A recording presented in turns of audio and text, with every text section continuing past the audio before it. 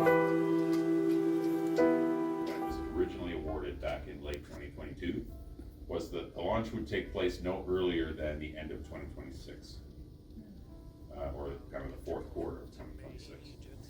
So there have been some delays, and it's now estimated that the launch will be no earlier than the second half of 2028. So that we're now into a flight mission and designing flight grade hardware. That work is happening in our Bolton facility. So this facility has always been kind of an early phase, rapid prototyping sort of facility.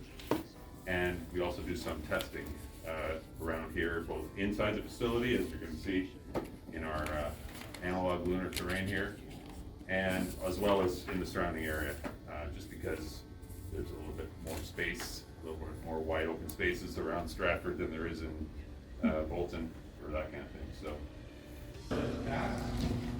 and that's about as high above the horizon as we would ever expect the sun to get at 85 degrees south. This is just for kind of when we need to move it around quickly, if we're just checking something out. We don't want the restrictions of having to do it through a remote operational station, but like that.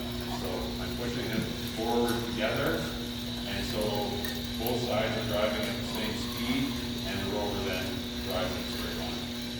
If I want to go backwards, I just pull back on the joysticks, and again, if I'm driving them both at the same speed, the rover goes straight back.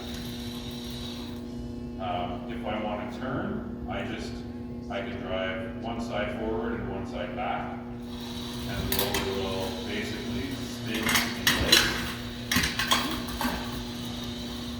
If I want to spin the other way, I just reverse it. And so, with this kind of a vehicle, it's generally most efficient if you drive either in a straight line. They're pretty durable, but yeah, they're not completely indestructible. So, drive carefully. Okay. Go for it. It's generally a combination of aluminum and stainless steel. We've done various combinations to try to optimize the weight.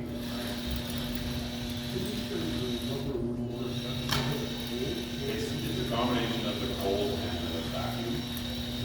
On the moon, it's probably, yeah. So even the Apollo rover, or yeah, so they kind of look like they were inflatable tires, but they really. Yeah, there will be. So we will have situational awareness on all four sides. So we'll have cameras facing forward, back, and to the side.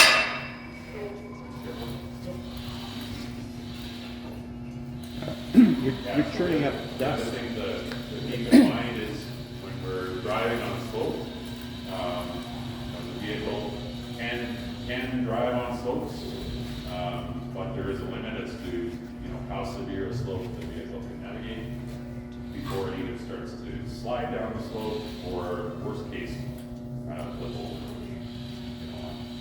So this kind of a slope,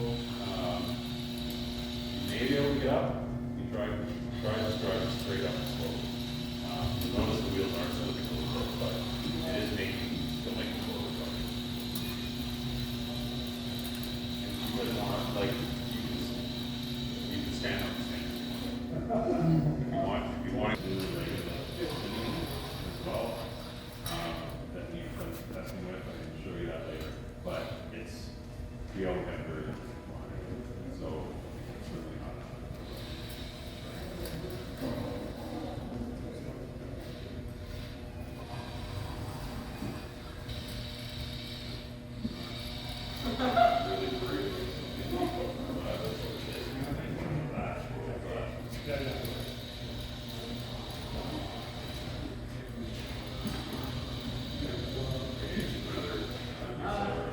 Anyone else want to try it? Yeah.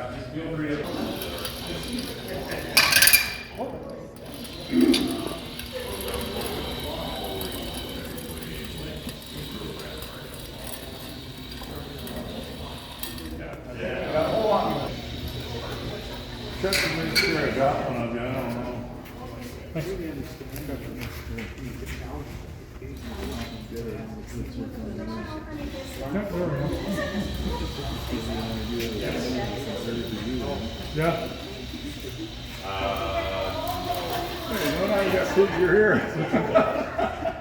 Oh, you are too, okay. Who's awful?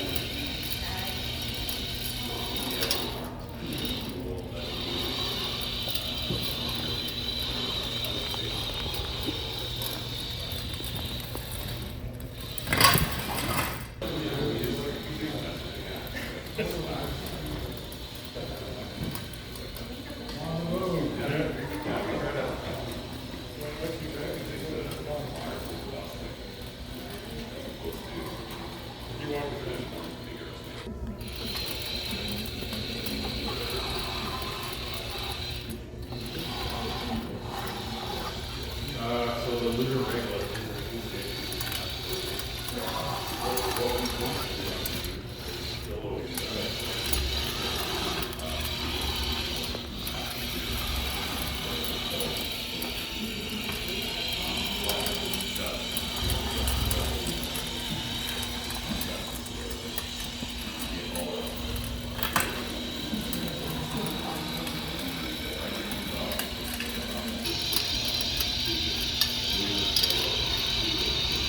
Now, I've updated these images and it's a lot easier to see now with the headlights on. So, yeah, and then there's, there's some fairly simple speed and the driving time. So I've got a 0.1 meter per second speed, which is our 10 centimeters per second we were talking about, for 5 seconds. So if I press the arrow now, the Rover should drive forward at 10 centimeters per second for 5 seconds. Now, as we saw earlier, we had an issue with one of the motors. So in reality, we may find that we don't drive forward and we certainly won't drive straight forward. And you can see the movement on those screens in real time? Not in real time. Remember, these are That's static 3 seconds. images, right? Oh, right, So okay.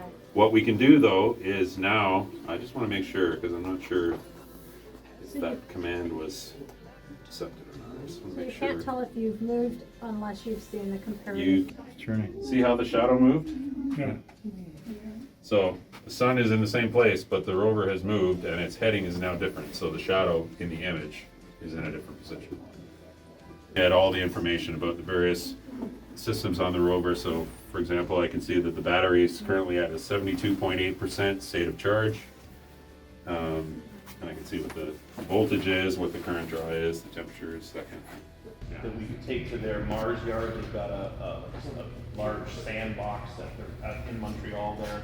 So we were driving it around there, showing the autonomous capabilities of the vehicle, and then also kind of the way something like this would handle payload and different things. So that's kind of what this thing is set up for right now.